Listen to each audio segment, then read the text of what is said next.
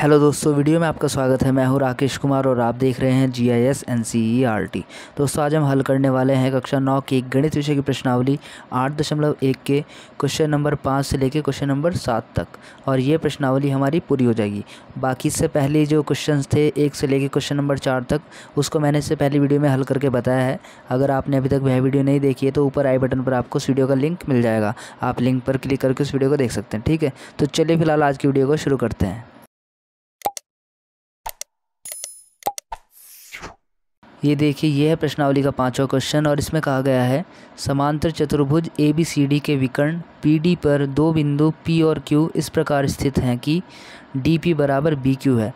देखिए आकृति 8.12 में दर्शाइए कि फर्स्ट पॉइंट है त्रिभुज APD सर्वांग सम है त्रिभुज CQB के, और सेकंड पॉइंट है AP बराबर CQ। थर्ड पॉइंट है त्रिभुज AQB सर्वांग सम है त्रिभुज CPD के। फोर्थ पॉइंट है AQ बराबर CP, और फिफ्थ पॉइंट है APCQ एक समांतर चतुर्भुज है। तो ये हमें प्रूफ करना है, ये इसकी आकृति है। ठीक है, तो चलिए इसका आंसर देखते हैं। ये देखिए, ये है प्रश्नावली के 5वें क्वेश्चन का आंसर। इसमें दिया है ABCD एक समांतर चतुर्भुज है जिसमें DP बराबर BQ है। यहाँ पर आकृति में आप देख सकते हैं, ये है ABCD एक समांतर चतुर्भुज है और ये जो DP है वो बराबर BQ के है। ठीक है, हमें सिद्ध करना है पॉइंट फर्स्ट, त्रिभुज APD सर्वांग सम है त्रिभुज CQB के।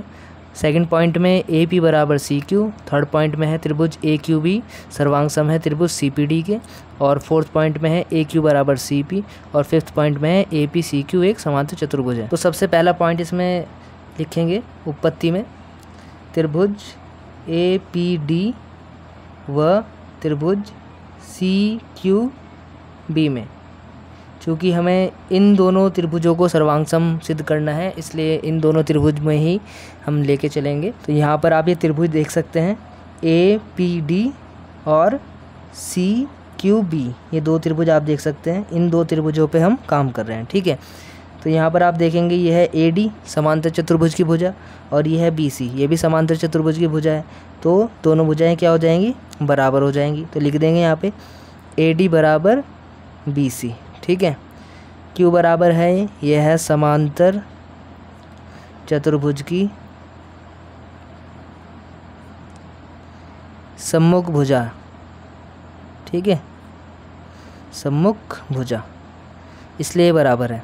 फिर आप देखेंगे यहाँ पे DP बराबर BQ, इस त्रिभुज में DP है और इस त्रिभुज में BQ है, ये भी बराबर दिया है, ये क्वेश्चन के अंदर में दिया गया है। तो लिख देंगे DP बराबर BQ।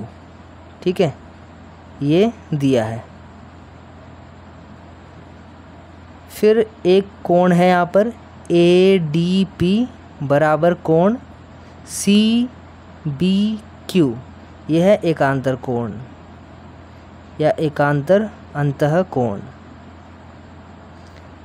यहाँ पर आप देख सकते हैं कोण ADP ये वाला कोण और इधर से CBQ ये वाला कोण। चूँकि ये दोनों समांतर रेखाएं हैं और ये तिर्यक रेखा है बीच में, तो ये कोण और ये कोण क्या हो जाएंगे, एकांतर अंतःकोण। ठीक, तब त्रिभुज APD सर्वांग सम हो जाएगा त्रिभुज CQB के, ये हो जाएगा SAS कसौटी से। ठीक है, ये कसौटी यहाँ पे लग गई है। अब चूँकि हमें पता है ये दोनों सर्वांग सम है, इसलिए सेकंड पॉइंट आप देख सकते हैं यहाँ पर AP बराबर CQ, ये हम लिख देंगे CPCT से। ठीक है, अब चूंकि ये दोनों त्रिभुज सर्वांग सम हो गए, ठीक है, इसलिए जो इनके संगत भुजाएं हैं, जैसे इसकी भुजा है AP और इसकी है CQ, ये दोनों भी बराबर हो जाएंगे CPCT से। ठीक है, ये हो गई समीकरण नंबर 1। ठीक है, अब देखते हैं इसका थर्ड पॉइंट। थर्ड पॉइंट में हमें प्रूफ करना है त्रिभुज AQB व त्रिभुज CPD, इन दोनों को सर्वांग सम प्रूफ करना है, इसलिए इन दोनों त्रिभुज में ही लेके चलेंगे। ठीक है, तो यहाँ पर आप देखेंगे AB बराबर CD आपको मिल जाएगा। पहले मैं आपको ये दोनों त्रिभुज दिखा देता हूँ। त्रिभुज AQB ये त्रिभुज है और इधर से त्रिभुज CPD, तो इन दोनों त्रिभुज में आप देखेंगे समांतर चतुर्भुज की भुजाएं हैं, ये दोनों बराबर हो गई। AB बराबर CD, और फिर एक चीज़ BQ बराबर DP, ये तो दिया हुआ ही है हमें पहले से ही, ठीक है, या DP बराबर BQ ये दिया है, एक ये मिल गया। फिर ऐसे यहाँ पे हम एक कोण देख लेंगे ABQ ये वाला कोण, और इधर से CDP ये वाला कोण, ठीक। ये भी एक आंतर कोण हो जाएंगे इस हिसाब से, ठीक। तो यही हम यहाँ पे लिख देंगे DP बराबर BQ। ये तो दिया है, लेकिन जो ऊपर वाली चीज़ है ये क्या है, समांतर चतुर्भुज के सम्मुख भुजाएं, समांतर चतुर्भुज की सम्मुख भुजाएं, ये हमें दी गई है, ठीक है। फिर लिख देंगे कोण ABQ बराबर है कोण CDPK। ये है एकांतर कोण, ठीक है। एकांतर अंतःकोण भी कह सकते हैं इसको, एकांतर अंतःकोण। तब त्रिभुज AQB सर्वांगसम हो गए त्रिभुज CPD के, ठीक है। तो दोनों त्रिभुज सर्वांगसम हो गए SAS कसौटी से, ठीक है। ये हमने लिख दिया यहाँ पे।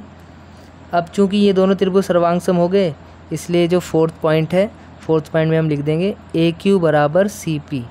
ये हो जाएगा CP/CT से, और ये बन गए समीकरण नंबर 2। आप देख सकते हैं चूँकि ये दोनों त्रिभुज सर्वांगसम हो गए, तो जो इनकी संगत भुजा है, इधर AQ और इधर CP, तो ये दोनों क्या हो जाएंगे, बराबर हो जाएंगे CP/CT से। वही मैंने यहाँ पे लिख दिया है, ये आप देख सकते हैं यहाँ पर। अब देखेंगे फिफ्थ पॉइंट। फिफ्थ पॉइंट में हम लिखेंगे समीकरण 1 व 2 से। समीकरण 1 व 2 को अगर आप देखेंगे तो आपको पता चल जाएगा कि जो APCQ है वह है एक समांतर चतुर्भुज है। ये हमें प्रूफ करना था, ठीक है। समांतर चतुर्भुज है। आप देखेंगे जो समीकरण नंबर 1 है AP बराबर CQ है। यहाँ पे आप देख सकते हैं ये जो AP है, ये वाली भुजा जो है वो CQ के बराबर है, सामने वाली भुजा के, ठीक है। ऐसे ही समीकरण नंबर 2 में आप देखेंगे जो AQ है वो CP के बराबर है। ये देख सकते हैं ये वाली भुजा इसके बराबर है। तो जिस चतुर्भुज में सम्मुख भुजाएं बराबर होती है वह चतुर्भुज समांतर चतुर्भुज होता है, ठीक है। इसलिए APCQ एक समांतर चतुर्भुज है, ठीक है। और ये इसका आंसर आ गया। अब देखते हैं इसका अगला क्वेश्चन। अब देखिए ये है प्रश्नावली का छठा क्वेश्चन, और इसमें कहा गया है ABCD एक समांतर चतुर्भुज है तथा AP और CQ शीर्षों A और C से विकर्ण BD पर क्रमशः लंब हैं। देखिए आकृति 8.13 में दर्शाइए कि फर्स्ट पॉइंट है त्रिभुज APB सर्वांगसम है त्रिभुज CQD के। सेकंड पॉइंट है AP बराबर CQ, ठीक है। तो चलिए इसका आंसर भी देखते हैं। अब देखिए ये है प्रश्नावली के छठे क्वेश्चन का आंसर। इस क्वेश्चन में दिया है कि ABCD एक समांतर चतुर्भुज है, जैसा कि आप देख सकते हैं, और AP लंब है BD पर। ये देख सकते हैं, यह है AP लंब डला है BD पर। ऐसे ही CQ लंब है BD पर, ठीक है। हमें सिद्ध करना है। फर्स्ट पॉइंट है त्रिभुज APB, यानी कि जो ये वाला त्रिभुज है, ये वाला त्रिभुज, ये सर्वांगसम है त्रिभुज CQD के, इस वाले त्रिभुज के, ठीक है। ये दोनों त्रिभुज आपस में सर्वांगसम प्रूफ करने हैं। फिर सेकंड पॉइंट में हमें AP बराबर CQ भी प्रूफ करना है कि ये जो AP है वो CQ के बराबर है, ठीक है। तो उत्पत्ति में सबसे पहले लिखेंगे फर्स्ट पॉइंट त्रिभुज APB व त्रिभुज CQD में, ठीक है। चूँकि हमें इन दोनों त्रिभुज को सर्वांगसम प्रूफ करना है, इसलिए इन्हीं में ही हमें काम करना पड़ेगा, ठीक है। तो लिखेंगे यहाँ पर AB बराबर CD। आप देख सकते हैं ये भुजा और ये भुजा समांतर चतुर्भुज की भुजा है तो बराबर होगी, और ये इन दोनों त्रिभुज में है, ठीक है। तो हम कह सकते हैं कि इन दोनों त्रिभुज में हमें AB बराबर CD मिल गया है। और यहाँ पे आप लिख भी सकते हैं समांतर चतुर्भुज की सम्मुख भुजा, ठीक है। ये हमने यहाँ पे लिख दिया है। फिर हम लिखेंगे कोण APB बराबर कोण CQD। कोण APB, इधर से कोण CQD, आप देख सकते हैं दोनों ही 90 डिग्री के हैं, तो लिख देंगे यहाँ पे प्रत्येक 90 डिग्री का है, ठीक है। इसलिए दोनों बराबर हो गए। फिर हम लिखेंगे कोण ABP। आप देख सकते हैं कोण ABP, ये वाला कोण, ठीक है। ऐसे उधर से CDQ बराबर कोण CDQ। आप देख सकते हैं ये दोनों समांतर भुजाएं हैं, ठीक है। और ये तिर्यक रेखा है, तो एक कोण यहाँ पे और एक कोण यहाँ पे, तो कैसे कोण होते हैं ये? एकांतर कोण। तो लिख देंगे ये है एकांतर कोण, इसलिए बराबर हो गए। तब त्रिभुज ए पी बी सर्वांग सम हो जाएगा त्रिभुज सी क्यू डी के ए एस से कसौटी से। ठीक है, ये लिख देंगे यहाँ पे, ये सर्वांग सम हो गया। तो फर्स्ट पॉइंट तो हमारा कंप्लीट हो गया। अब सेकंड पॉइंट है, अब चूंकि ये सर्वांग सम है इसलिए जो इनकी संगत भुजाएं हैं, जैसे कि ये ए पी है इस त्रिभुज में और इस त्रिभुज में सी क्यू है, तो ए पी बराबर सी क्यू। ठीक है, इसलिए ए पी बराबर C Q C P C T से ये भी बराबर हो जाएंगे। ठीक, और ये हमारे दोनों पॉइंट हो गए और ये क्वेश्चन कंप्लीट हो गया। अब देखते इसका अगला क्वेश्चन। अब देखिए, ये है प्रश्नावली का 7वां क्वेश्चन और ये इस प्रश्नावली का आखिरी क्वेश्चन भी है। इसमें कहा गया है ए बी सी डी एक समलंब है जिसमें ए बी समांतर है डी सी और ए डी बराबर है बी सी। देखिए आकृति 8.14 में दर्शाइए कि फर्स्ट पॉइंट है कोण ए बराबर कोण बी, सेकंड पॉइंट है कोण सी बराबर कोण डी, थर्ड पॉइंट है त्रिभुज ए बी सी सर्वांग सम है त्रिभुज बी ए डी के, फोर्थ पॉइंट है विकर्ण ए सी बराबर है विकर्ण बी डी के। यहाँ पे संकेत दिया गया है, हिंट दी गई है, कहा है कि ए बी को बढ़ाइए और सी से होकर डी ए के समांतर एक रेखा खींचिए जो बढ़ी हुई भुजा ए बी को ई पर प्रतिच्छेद करे। ठीक है, तो चलिए इसका आंसर भी देखते हैं। अब देखिए, ये है प्रश्नावली के 7वें क्वेश्चन का आंसर और ये इस प्रश्नावली का आखिरी क्वेश्चन भी है। ठीक है, फिर इसके बाद ये प्रश्नावली हमारी कंप्लीट हो जाएगी। इस क्वेश्चन में दिया है कि ए बी सी डी एक समलंब है, जैसे कि आप देख सकते हैं ये एक समलंब है जिसमें ए बी समांतर है सी डी के और ए डी बराबर है बी सी के। ठीक, हमें सिद्ध करना है यहाँ पे फर्स्ट पॉइंट है कोण ए बराबर कोण बी, सेकंड पॉइंट है कोण सी बराबर कोण डी और थर्ड पॉइंट है त्रिभुज ए बी सी सर्वांग सम है त्रिभुज बी ए डी के, फोर्थ पॉइंट है विकर्ण ए सी बराबर विकर्ण बी डी। ये चीज़ हमें सिद्ध करनी है। यहाँ पर हमें एक रचना करनी है, ए डी समांतर सी ई हमें खींचना पड़ेगा।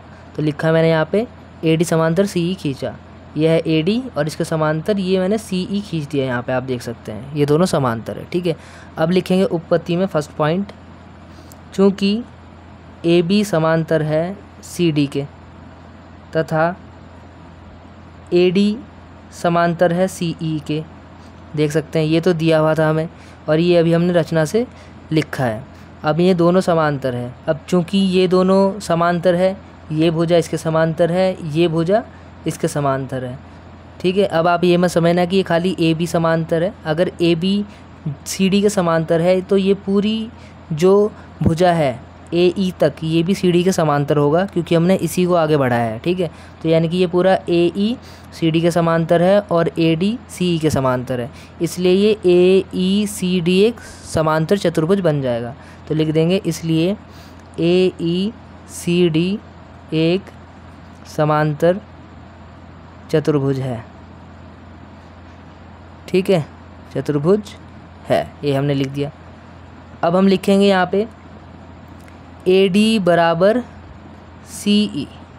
अब चूंकि ए ई सी डी एक समांतर चतुर्भुज है तो इनकी जो सम्मुख भुजा होगी ए डी और सी ई ये भी आपस में बराबर होगी। ठीक है, वो हमने यहाँ पे लिख दिया, ये समीकरण नंबर 1 हो गया। अब यहाँ पे हम लिखेंगे ऐसे ही ए डी बराबर बी सी। ठीक है, ए डी बराबर बी सी हमें दिया गया है, यहाँ से आप देख सकते हैं लिख देंगे दिया है। तो ये हो गई समीकरण नंबर 2। अब लिखेंगे समीकरण 1 व 2 से। ठीक है, 1 व 2 से आप देखेंगे ए डी बराबर सी ई और ए डी बराबर बी सी, तो ये दोनों भी आपस में बराबर हो जाएंगे, बी सी बराबर सी ई हो जाएंगे इसका मतलब। ठीक है, यानी कि ये जो बी सी है ये सी के बराबर हो गया। अब हम बात करेंगे तब त्रिभुज बी सी ई में। अब यहाँ पर जो त्रिभुज बन रहा है ये बी सी ई, इसमें लेके चलते हैं। अब आपने देख लिया ये दोनों भुजा बराबर है, तो यानी कि अब ये सम्मुख कोण भी आपस में क्या हो जाएंगे, दोनों बराबर हो जाएंगे। ठीक है, तो यहाँ पे मैं लिख रहा हूँ कोण सी ई बी बराबर हो जाएगा कोण सी बी ई के। यहाँ से आप देख सकते हैं कोण सी बी ई बराबर हो जाएगा सी ई बी के। इसे बोल देंगे हम समीकरण नंबर 3। अब एक चीज़ और देखनी है, ये एक सीधी रेखा है और यहाँ पर दो कोण बन रहे हैं ए बी सी और सी बी ई, इन दोनों को जोड़ेंगे तो एक रैखिक युग्म हो जाएगा। ठीक है, तो वही काम यहाँ पे हम करेंगे, लिखेंगे यहाँ पे कोण ए बी सी प्लस कोण सी बी ई बराबर 180 डिग्री।